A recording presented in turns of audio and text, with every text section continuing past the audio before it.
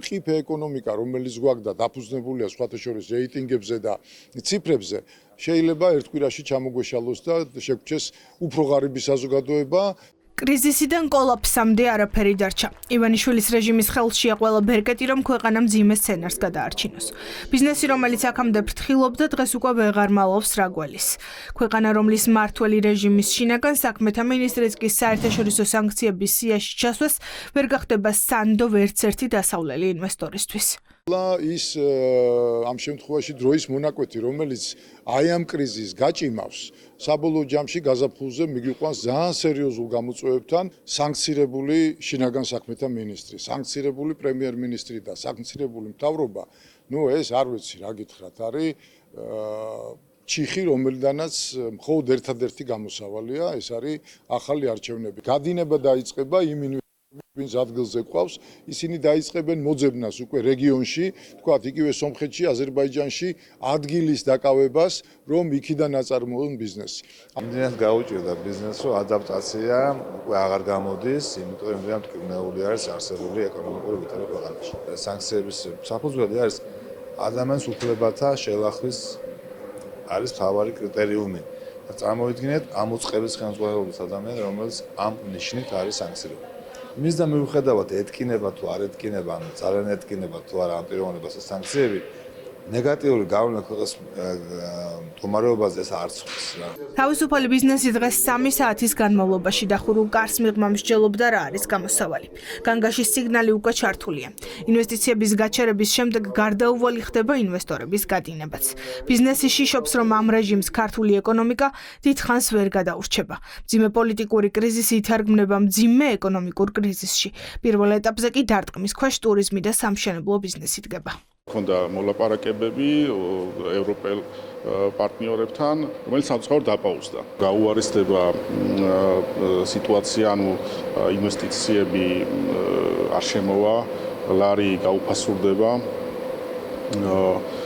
ბევრ სექტორს, სხვადასხვა სექტორებს, ანუ ეს მეტნაკლებად შეეხება, განსაკუთრებით არის ტურიზმის სექტორს, უძრავი ქონების სექტორს და ასე შემდეგ. სისხლიანი ნოემბრის ავტორი ხალხის დასანქცირება ივანიშვილის მთავრობას იზოლაციაში აქცევს. გომელაურს და სპეცრაზმის ერთ-ერთ შეფს სანქციები დაადო ამერიკამ და დიდმა ბრიტანეთმა. მთავრობა და მოსამართლეები სანქცირებულია ევროკავშირის რამდენიმე ქვეყნის მიერ. წინ სანქციების ახალი პაკეტია. ეს იმას ნიშნავს, რომ საქართველოს ინვესტორისთვის სასურველი არ არის. მცირე ბიზნესების გადარჩენა ძალიან რთული გახდება. ბიზნესმენები ელიან ლარის რეკორდულ გაუფასურებას. პროცესს კი ეროვნული ბანკი ხელოვნური ჩარევებით ვერ გააჩერებს, რადგან ქვეყნის ეკონომიკა ინვესტიციებზე და გადმორიცხვებზე დგას. ინვესტიციები ფაქტობრივად გაჩერებულია. ქვეყანაში ინვესტიციების შემოდინებას ჭირდება გარანტიები. გარანტიები არის ინსტიტუციების მუშაობა. ეს არის სასამართლო და ეს არის სხვა ინსტიტუციები, რაც ქვეყანაში დღეს ინსტიტუციები არ მუშაობს. ერთი ადამიანის მიერ ხდება კონტროლირება ყველა ინსტიტუტის. რაც შეეხება ლარს, მე მეშინია რომ ესე ვთქვათ უცებ ერთი ნახტომით არ მოხდეს სერიოზული ბიჯი. ლარის შენარჩუნება შეუძლია მხოლოდ ეკონომიკას და ინვესტიციებს. ან რამე ეკონომიკური წარმატება უბრალოდ წარმოუდგენელი არის საუბარი, აქ რეგრესი გარდაუვალი არის, სფერო არ არსებობს, რომელიც არ დაზარალდეს. არის არსებობს უბრალოდ არსებობს. აქ ბიზნესი აღარ არსებობს, შეიძლება ვიღაცა დარჩეს ცეხავიკად, რომელსაც ამღროულ წყალში შეიძლება თევზის დაჭერის შესაძლებლობა მიეცეს, მაგრამ ეს ქვეყნისთვის იქნება უკიდურესად რთული მდგომარეობა. 1700 თავისუფალი ბიზნესი უკვე გაერთიანდა ორი მოთხოვნით გარშემო. სისხლიანი ნოემბრის დროს დაკავებული პატიმრების გათავისუფლება და ხელახალი არჩევნები. თუ ივანიშვილის რეჟიმი ამ პირობებს არ შეასრულებს, კრიზისიდან გამოსვლის სხვა გზა არ არსებობს. მაღალი თანამდებობის პირების ფინანსური სანქციების შემდეგ ბიზნესმენები ელოდნენ, რომ მინიმუმ ეს ადამიანები თანამდებობას დროებით დატოვებდნენ. თუმცა უშედეგოდ. საჭირო ის ხალხი, რომელიც არის სანქციების ქვეშ, რომ საჭირო არის დროებით განთავისუფლდეს სამსახური და საჭირო არის ქმედება,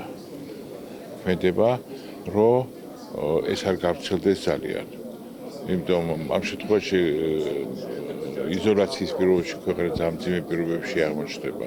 თავისუფალი ბიზნესების რიცხვი ყოველდღიურად იზრდება. ახლა არ არის სიჩუმის დრო. ეს არის იმ ბიზნესმენების გზავნილი, ვინც ასაქმებს ათასობით ადამიანს, იხდის გადასახადებს და ქმნის ეკონომიკასაც.